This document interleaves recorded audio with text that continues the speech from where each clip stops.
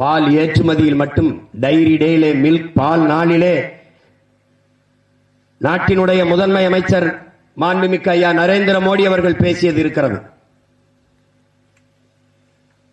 பாலிலே மிகப்பெரிய சந்தை இருக்கிறது, அதிலேயே நாம் தற்சார்பு பொருளாதாரத்தில் தற்சார்பை அடைய முடியும் என்று பேசியது இருக்கிறது.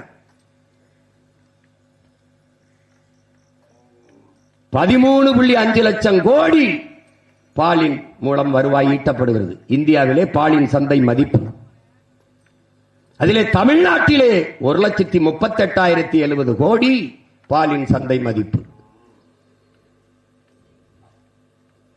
ஆனால் மனிதர்கள் நீங்கள் 1,38,070 கோடி பாலின் சந்தை மதிப்பு, அதை விட்டு நீங்கள் 50,000 கோடிக்கு சாராய வித்து குடிக்க வச்சு எண்ணற்ற தாய்மார்களின் தாலி அறுத்துக் கொண்டிருக்கிறீர்கள்.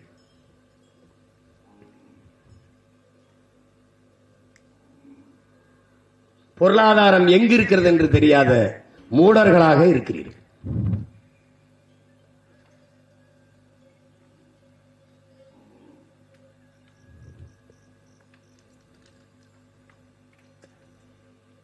நாங்கள்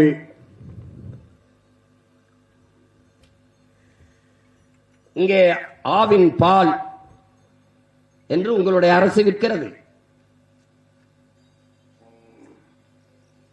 பால்வளத்துறை என்று வைத்திருக்கிறது, கால்நடை துறை என்று வைத்திருக்கிறது. அதெல்லாம் எதற்காக வைத்திருக்கிறது? ஆவே இல்லாத, மாடுகளே இல்லாத மாட்டுப்பாலை எப்படி உங்களால் மக்களிடத்தில் ஏமாற்றி விற்க முடிகிறது? எப்படி விற்க முடிகிறது? கால்நடை துறை என்று வைத்திருக்கிறார்கள், அதற்கு வேற என்ன? கால்நடையை பற்றி கவலையப்படாத ஒரு துறைக்கு பேர் கால்நடை துறை என்றால் இது எப்படி நீங்கள் அறிவார்ந்த மனிதர்கள் ஏற்கிறீர்கள்? எப்படி ஏற்கிறீர்கள்? எப்படி ஏற்கிறீர்கள்?